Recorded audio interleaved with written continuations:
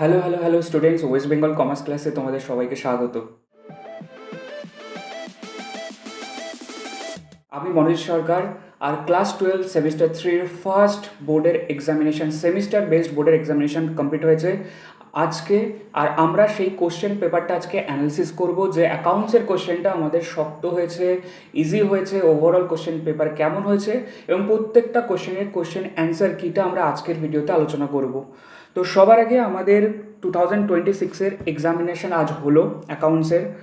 সেই এক্সামিনেশনে 40টা আমাদের এমসিকিউ ছিল অ্যাকাউন্টসে। তো ওভারঅল সবার আগে আমরা অ্যান্সার কিগুলোকে একবার আলোচনা করে নিই, তারপরে আমরা ডিসকাশন করছি যে কোশ্চেন পেপারটা শক্ত ছিল নাকি আমাদের জন্য ইজি ছিল, ওভারঅল কোশ্চেন পেপার কেমন হয়েছে পুরোটা আমরা লাস্টে ডিসকাশন করব।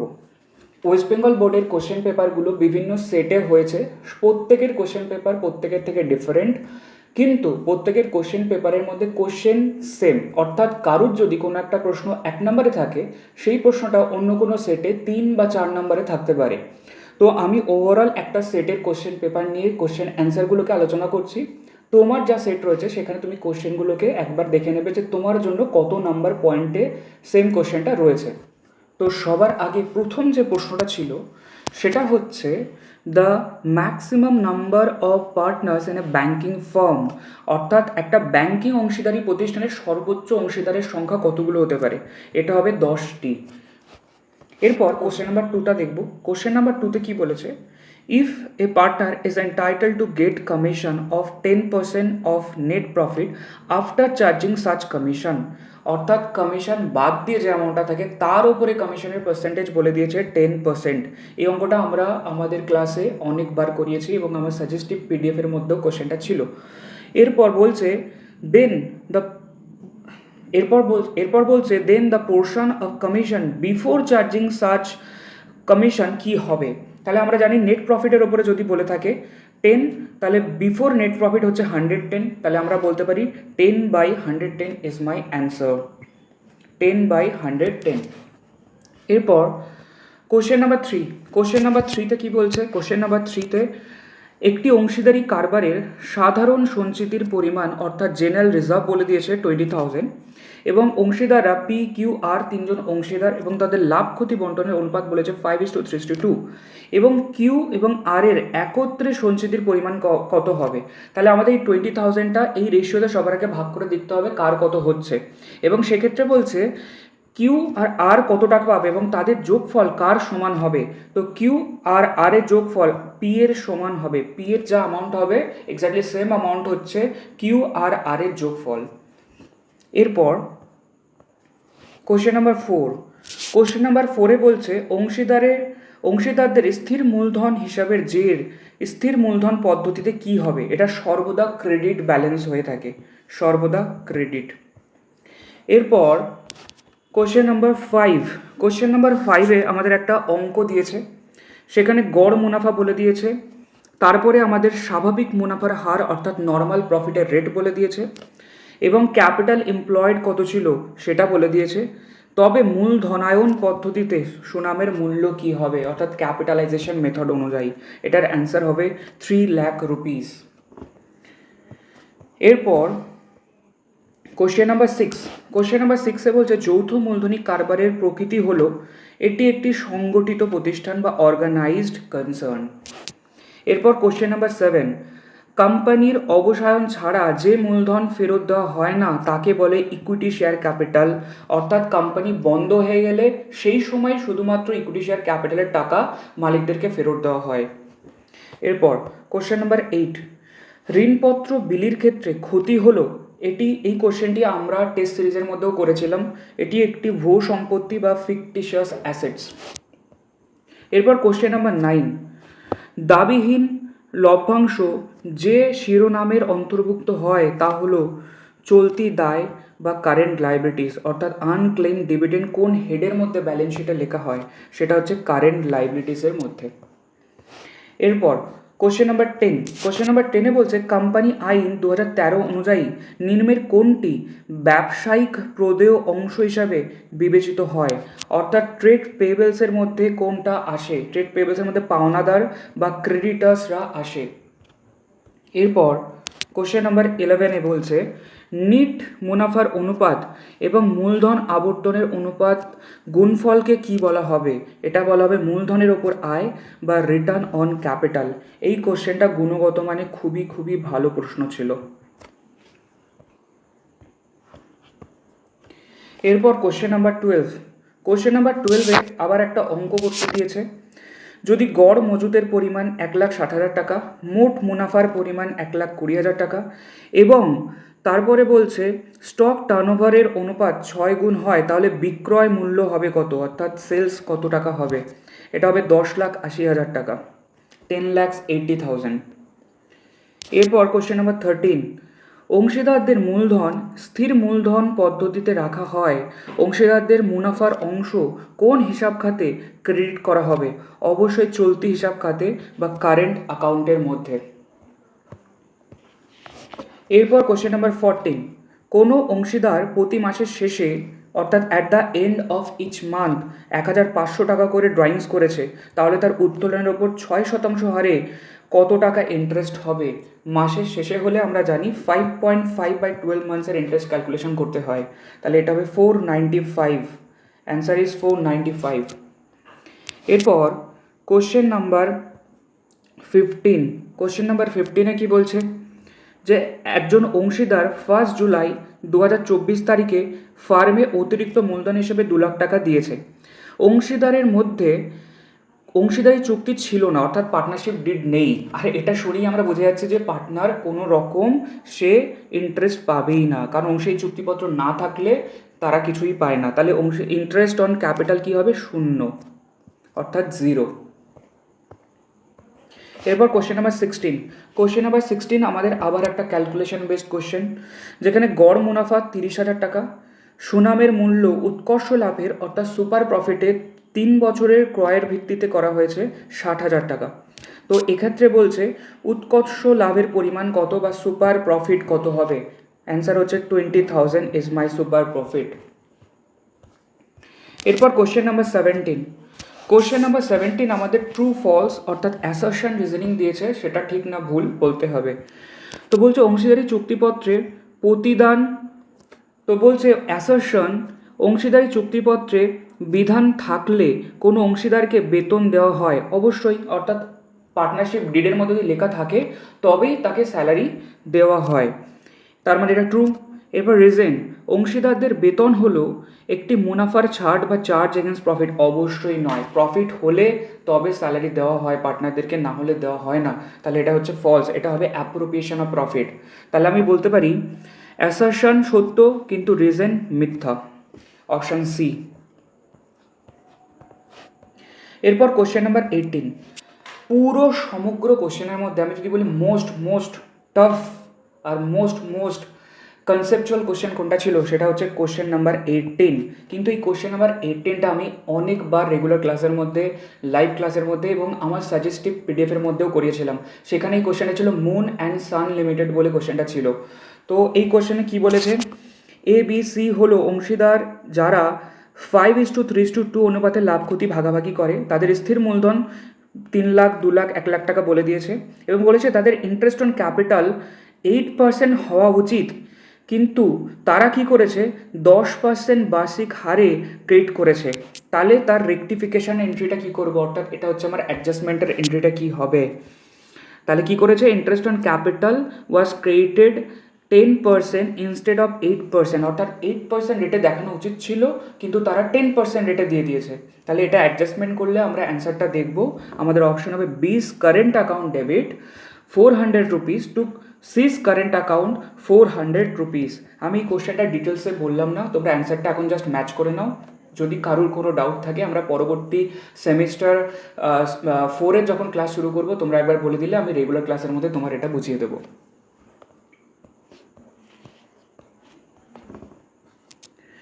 তারপর হচ্ছে কোশ্চেন নাম্বার 19। কোশ্চেন নাম্বার 19টাও গুণগত মানে খুবই ভালো একটা প্রশ্ন ছিল।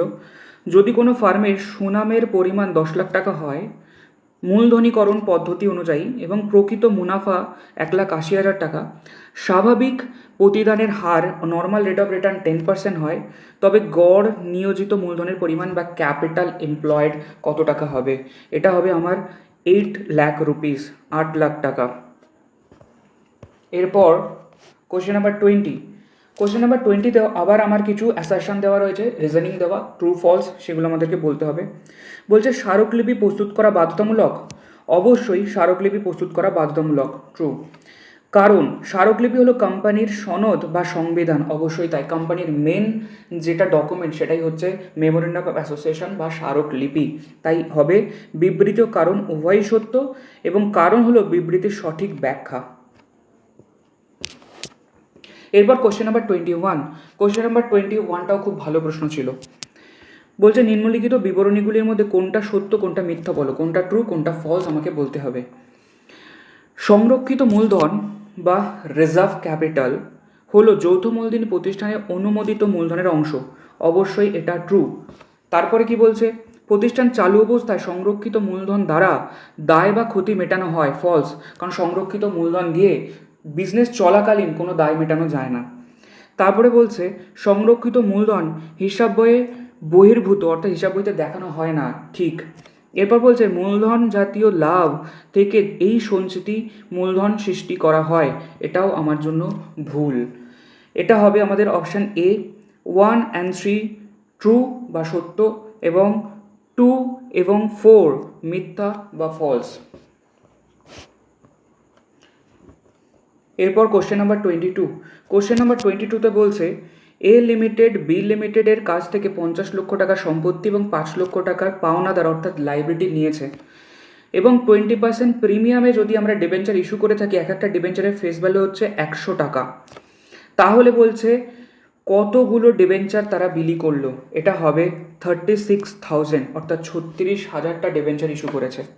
এই প্রশ্নটাও আমরা লাস্ট মিনিট যে ক্লাসটা করেছিলাম, রেগুলার ক্লাস, লাইভ ক্লাস, সেখানেও আমি করিয়েছিলাম।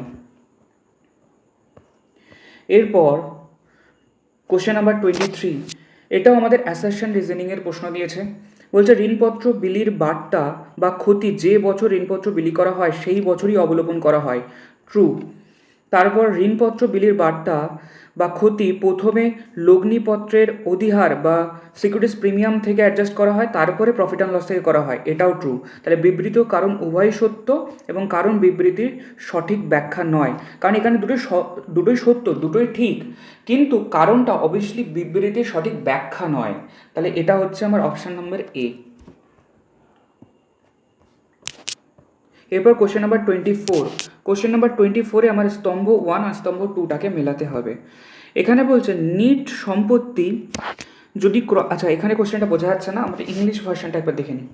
এখানে বলছে নেট অ্যাসেট যদি পারচেসের থেকে বেশি হয়ে থাকে, অ্যাসেট যদি আমার পারচেস কনসিডারেশন থেকে বেশি হয় তাহলে ক্রেডিট দিকে আমাদের ব্যালেন্স বেরোবে হচ্ছে গিয়ে ক্যাপিটাল রিজার্ভ, আর ঠিক তার উল্টো নেট অ্যাসেট যদি কম হয় পারচেস কনসিডারেশনের থেকে তাহলে আমি বলবো ডেবিট দিকে ব্যালেন্স বেরোবে গুডউইল বলে।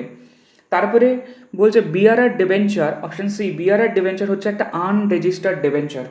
আর নেকেড ডিবেঞ্চার অর্থাৎ যে ডিবেঞ্চারের উপর ডিবেঞ্চার কোনো অ্যাসেটের দ্বারা লিঙ্ক নয়, কোনো অ্যাসেট মর্টগেজ রাখা হয়নি, তাহলে নো চার্জ অন অ্যাসেট, এটা হবে। তার মানে অপশান ডি, তাহলে আমি বলবো অপশান ডি।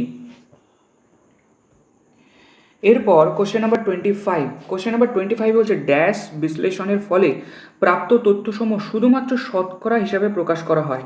আমরা জানি সমান আকার বা কমন সাইজের ক্ষেত্রে কমন সাইজ স্টেটমেন্ট আমরা করেছিলাম, দুটো করেছিলাম, একটা হচ্ছে কম্পারেটিভ স্টেটমেন্ট আর কমন সাইজ স্টেটমেন্ট। তো কমন সাইজ স্টেটমেন্টে প্রত্যেকটা বিষয় প্রত্যেকটা ডেটা আমরা পার্সেন্টেজে বার করে থাকি। এরপরে বলছে কোশ্চেন নাম্বার 26। কোশ্চেন নাম্বার 26-এ বলছে নিজের কোনটি শেয়ার হোল্ডারদের, এরপরে কোশ্চেন নাম্বার 26। কোশ্চেন নাম্বার 26-এ বলছে নিজের কোনটি শেয়ার হোল্ডারদের তহবিলের অন্তর্ভুক্ত নয়, অর্থাৎ শেয়ার হোল্ডার্স ফান্ডের মধ্যে আসে না, সেটা হচ্ছে অমীমাংসিত আবন্টনের শেয়ার আবেদনের অর্থ, অর্থাৎ ইংলিশে যাকে বলে share application money pending allotment, option C. Question number 27। Question number 27 আমাদের সেই অঙ্কটা দিয়েছে যে অঙ্কটা আমরা অনেকবার করেছি, যেখানে প্রফিট বিফোর ইন্টারেস্ট অ্যান্ড ট্যাক্সটা বার করতে হয় এবং ইন্টারেস্ট কভারেজ রেশিও বার করতে হয়। তো এটার অপশান হবে 5 টাইমস বা 5 গুণ। কোশ্চেন নাম্বার 28 কোশ্চেনটা ছিল অনেক জটিল একটা প্রশ্ন, যে প্রশ্নটা অনেকটা অ্যাজামশানের ওপর বেস করে অ্যান্সার দেওয়া হবে। এবার আমি এখানে টেকনিক্যাল অ্যাকচুয়াল যেটা অ্যাজামশান হওয়া উচিত সেটা আমি বলছি। এটা হচ্ছে কি, এখানে বলেছে আমাদের বিক্রিত পণ্যের পর্দা অর্থাৎ কস্ট অফ গুড সোল্ডটা আমার বলে দিয়েছে। কস্ট অফ গুড সোল্ড বলেছে 7,20,000 আর মোট বিক্রয় অর্থাৎ টোটাল সেল বলে দিয়েছে 10,00,000 রুপিস। আর বলেছে পণ্য ফেরত কত হয়েছে, আর বহির্মুখী পণ্য অর্থাৎ রিটার্ন ইনওয়ার্ড আর রিটার্ন আউটওয়ার্ডটা বলে দিয়েছে, অর্থাৎ কত গুডস কিনেছিলাম সেটা ফেরত দিয়েছি, কত গুডস আমরা বিক্রি করেছিলাম সেখান থেকে আমাদের কাছে কত গুডস ফেরত এসছে সেই রিটার্ন ইনওয়ার্ডটা বলে দিয়েছে। এই ক্ষেত্রে আমাদেরকে বার করতে দিয়েছে মোট মুনাফার অনুপাত বা গ্রস প্রফিট রেশিও। সবার আগে দেখে নিই যে গ্রস প্রফিট রেশিওর ফর্মুলা কী হয়। Gross profit divide by net sales into 100। আর নেট সেলস কথার অর্থ হচ্ছে কি টোটাল সেলস মাইনাস রিটার্ন। তাই টোটাল সেলস থেকে আমাদের রিটার্নটা বাদ দেবো 9,60,000 টাকা। তো 9,60,000 ইজ মাই নেট সেলস পেয়ে গেলাম। আর আমার দরকার কি গ্রস প্রফিট। আর গ্রস প্রফিট কীভাবে বেরোয়, নেট সেলস থেকে যদি আমরা কস্ট অফ গুড সোল্ডটাকে বিয়োগ করে দিই তাহলে পাবো। আর দেখো কস্ট অফ গুড সোল্ড বা বিক্রির পরটা অলরেডি অঙ্কে দেওয়া রয়েছে 7,20,000। এই 7,20,000 থেকে অনেকে ভুল করে তোমরা কি করেছো, রিটার্ন আউটওয়ার্ডটাকে লেস করে দিয়েছো। তো রিটার্ন আউটওয়ার্ড লেস হবে না, কারণ কস্ট অফ গুড সোল্ড কথার অর্থ হচ্ছে opening stock plus net purchase. আর নেট পারচেস বার করতে গেলে তখন পারচেস থেকে আমরা রিটার্ন আউটওয়ার্ডটাকে বিয়োগ করি। আর যেখানে আমার কস্ট অফ গুড সোল্ডটাই অঙ্কে অলরেডি দেওয়া রয়েছে, তাহলে কি আমরা আবার আলাদা করে লেস করবো না। তাই আমরা কি করব, সেলস থেকে রিটার্নটা বাদ দেব, কিন্তু কস্ট অফ গুড সোল্ড যেতে থাকবে আমরা সেটাকেই নেব। তাই আমাদের অপশান হবে 2,40,000 ডিভাইড বাই 9,60,000 মাল্টিপ্লাইড বাই 100। তো 25% ইজ মাই অ্যাকচুয়াল অ্যান্সার হবে 25%। অনেকে ভুলবশত অপশান এ অপশান বি এগুলো হয়তো করেছো। এরপর 29 নম্বর কোশ্চেনটা বলেছে গড় মজুদ পণ্য 75,000 কস্ট অফ গুড সোল্ড অনুযায়ী এবং 12 হচ্ছে আমাদের পণ্যের আবর্তন অনুপাত বা স্টক টার্নওভার রেশিও। এখান থেকে আমার বার করতে দিয়েছে মুনাফার পরিমাণ বা প্রফিটের পরিমাণ কত। তো অ্যান্সার হবে 2,25,000। এরপর কোশ্চেন নাম্বার 30 বলছে নিম্নলিখিতগুলির মধ্যে কোনটা কার আইডিয়াল রেশিও, সেটাকে আদর্শ রেশিও কোনটা সেটা বলতে হবে। তো অপশান হবে, দেখো আমি বলেছি কারেন্ট রেশিওর আইডিয়াল রেশিও হচ্ছে গিয়ে 2:1, লিকুইড রেশিওর আইডিয়াল রেশিও 1:1, প্রপাইটারি রেশিওর আইডিয়াল রেশিও হচ্ছে 0.5 আর নেট প্রফিট রেশিওর আইডিয়াল রেশিও হচ্ছে 10%। তাহলে অপশান নাম্বার সি অর্থাৎ 1-এর ডি, 2-এর সি, 3-এর বি এবং 4-এর A. Option number C is my right answer. এবার কোশ্চেন নাম্বার 31 কী হবে, কোনো প্রতিষ্ঠানের মোট বিক্রয় বলে দিয়েছে, নেট সেলস বলে দিয়েছে 40,000 টাকা এবং গড় দেনাদারের পরিমাণ 1,40,000 টাকা। তাহলে দেনাদার আবর্তন অনুপাত বা ট্রেড রিসিভেবলস টার্নওভার রেশিওটা কত হবে সেটা বলতে বলেছে। ক্যালকুলেশন বেসড কোশ্চেন আবারও, তাহলে এটা হবে 4 টাইমস বা 4 গুণ। এরপর কোশ্চেন নাম্বার 32 আবার অ্যাসারশন রিজনিংয়ের প্রশ্ন দিয়েছে। আর্থিক বিবরণীগুলি হিসাব নিকাশকারীর ব্যক্তিগত বিচার বিবেচনার দ্বারা প্রভাবিত হয়, এটা ফলস। অ্যাকাউন্টে নিজের ইচ্ছা মতো যা খুশি করতে পারে না। হিসাব নিকাশ তথ্য ও ধারণা অনুযায়ী হিসাব নিকাশ প্রথা ও ধারণা অনুযায়ী আর্থিক বিবরণীগুলি প্রস্তুত করা হয়, হ্যাঁ ঠিক। অর্থাৎ অ্যাকাউন্টিং স্ট্যান্ডার্ডস এবং অ্যাজাম্পশনস যেগুলো রয়েছে সেই অনুযায়ী আমাদের ফাইন্যান্সিয়াল স্টেটমেন্ট বানাতে হয়। তো অপশান হচ্ছে বিবৃতি হচ্ছে গিয়ে মিথ্যা এবং কারণটা হচ্ছে গিয়ে সত্য, অর্থাৎ assertion is false and reasoning is true. এরপর কোশ্চেন নাম্বার 33 আবারও একটা ক্যালকুলেশন বেসড কোশ্চেন। সেখানে বলেছে ABC 3জন পার্টনার 6:4:1, তাদের মুনাফার অনুপাত। এ সিকে গ্যারান্টি দিয়েছে 1,00,000 টাকার প্রফিট। এই গ্যারান্টি অফ প্রফিটের অঙ্ক আমরা অনেকবার ক্লাসে করেছি। এই কোশ্চেনটা আমি বলবো সহজ, কারণ আমরা অনেকবার করেছি তাই। এটার অ্যান্সার হবে 40,000। এরপর কোশ্চেন নাম্বার 34 বলছে আবারও অ্যাসারশন রিজনিংয়ের প্রশ্ন। স্থির পদ্ধতিতে নতুবা পরিবর্তনশীল পদ্ধতিতে অংশীদারের মূলধন হিসাব রাখা হয়, ট্রু। যার যেমন ইচ্ছা, কখনো কেউ ফিক্সড ক্যাপিটাল মেথড ফলো করে, কেউ ফ্ল্যাকচুয়েটিং ক্যাপিটাল মেথড ফলো করে, ট্রু। স্থির মূলধন পদ্ধতিতে কোনো চলতি হিসাব রাখা হয় না, এটা ফলস, কারণ ফিক্সড ক্যাপিটাল মেথড অনুযায়ী চলতি হিসাব বা কারেন্ট অ্যাকাউন্ট থাকে। তাহলে হবে এ সত্য বি মিথ্যা, অপশান এ। এরপর কোশ্চেন নাম্বার 35 আবারও একটা ক্যালকুলেশন বেসড কোশ্চেন। যদি গড় মুনাফা 13,500 টাকা, স্বাভাবিক প্রতিদানের হার 10%, অধি মুনাফা 4 বছরের ভিত্তিতে হয়, সুনামের মূল্য 24,000 টাকা, তবে নিয়োজিত মূলধনের পরিমাণ বা ক্যাপিটাল এমপ্লয়েড কত হবে? এটার অপশান হবে 75,000। এরপর কোশ্চেন নাম্বার 35 হয়ে গেল। কোশ্চেন নাম্বার 36, কোশ্চেন নাম্বার 36-এ বলছে ড্যাশ শেয়ার হোল্ডারদের ভবিষ্যৎ মুনাফা থেকে বকেয়া লভ্যাংশ পাওয়ার অধিকার আছে। এটা হবে ক্রমসঞ্চিত অগ্রাধিকারযুক্ত বা কিউমুলেটিভ প্রেফারেন্স শেয়ার্স হোল্ডার। এরপর কোশ্চেন নাম্বার 37, আবারও অ্যাসারশন রিজনিংয়ের প্রশ্ন। বলছে প্রদত্ত বিবৃতি ও কারণ সত্য মিথ্যা নির্দেশ করো। যৌথ মূলধনী কোম্পানি ভারতীয় কোম্পানি আইন অনুযায়ী নিবন্ধিত হতে হয়, এটা ট্রু। যৌথ মূলধনী কোম্পানির নিবন্ধন বাধ্যতামূলক, এটাও ট্রু। তাহলে আমি বলবো বিবৃতি এবং কারণ উভয়ই সত্য, অপশান নাম্বার সি। এরপর কোশ্চেন নাম্বার 38, চলতি অনুপাত 3:1, কার্যকরী মূলধন 1,20,000, ব্যাঙ্ক ওভারড্রাফট 10,000। এক্স্যাক্টলি সেম প্রশ্ন আমার সাজেস্টিভ পিডিএফের মধ্যে ছিল। এই কোশ্চেনটা আমরা অনেকবার করেছি। এই কোশ্চেনটার অ্যান্সার হবে 50,000 rupees. Question number 39, question number 39-এ বলছে ক্রেডিটার্স টার্নওভারের অনুপাত হলো আমাদের 8 গুণ বা 8 টাইমস, তাহলে গড় প্রদানের সময় কত হবে, অর্থাৎ অ্যাভারেজ পিরিয়ড কি হবে? এটা হবে 1.5 মান্থস বা 1.5 মান্থস, এটা হবে 1.1/2 বা 1.5 মাস। এরপর লাস্ট প্রশ্ন কোশ্চেন নাম্বার 40, যদি বিক্রয় 4 লাখ টাকা হয়, মোট লাভ 25% হয়, গড় সম্ভার আমাদের বলে দিয়েছে অ্যাভারেজ স্টক বলে দিয়েছে 50,000, তাহলে বলছে স্টক টার্নওভার রেশিও। এটা খুবই একটা সহজ প্রশ্ন। এটার অ্যান্সার হবে 6 টাইমস বা 6 গুণ। ওভারঅল কোশ্চেনটা যদি কোশ্চেন পেপারটাকে আমি যদি অ্যানালিসিস করি, তাহলে আমি বলবো ক্যালকুলেশন বেসড কোশ্চেন অনেক দিয়েছে। তো যারা বাড়িতে হাতে কলমে ম্যাথামেটিক্যাল ক্যালকুলেশন প্র্যাকটিস করনি তাদের জন্য খুবই অসুবিধাজনক একটা বিষয়। বাড়িতে যারা প্রত্যেকটা চ্যাপ্টার্স ভালোভাবে কনসেপ্ট ক্লিয়ার করেনি তাদের চ্যাপ্টার্স অনুযায়ী এই এমসিকিউগুলো সলভ করাটা অনেক বেশি ডিফিকাল্ট। ওভারঅল কোশ্চেন পেপারকে যদি আমি রেটিং করি, আমি ভেবেছিলাম যে এই বছর যেহেতু সেমিস্টার বেসড এক্সামিনেশন প্রথমবার হচ্ছে, তো কোশ্চেন পেপারটা মডারেট অথবা ইজি থাকবে, কিন্তু কোশ্চেন পেপারটা পুরোপুরি হার্ড ক্যাটাগরিতে করেছে। অর্থাৎ ওভারঅল যদি আমি কোশ্চেন পেপারটাকে রেটিং করি, এটা যথেষ্ট শক্ত একটা কোশ্চেন পেপার। মন খারাপ করার কিছু নেই। আমরা যারা আমার পিডিএফটা ফলো করেছিলে, আমি ওখানে বারবার বলেছিলাম যে ক্যালকুলেশন বেসড কোশ্চেন কিন্তু ভালোভাবে করতে হবে, এবং আমার যে সাজেস্টিভ পিডিএফটা দেওয়া হয়েছিল তার মধ্যে প্রত্যেকটা ক্যালকুলেশন বেসড কোশ্চেন প্রত্যেকটা চ্যাপ্টার থেকে আমি করিয়েছি।